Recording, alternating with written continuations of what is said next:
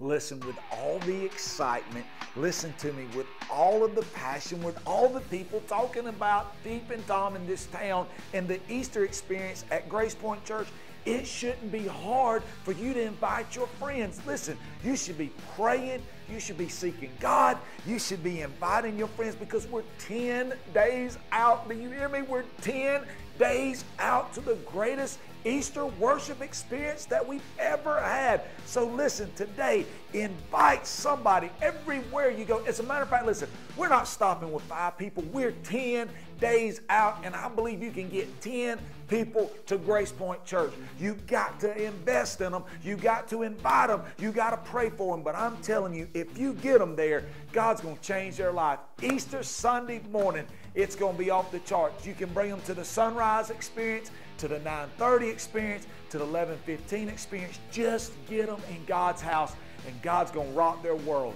Can't wait to see you then.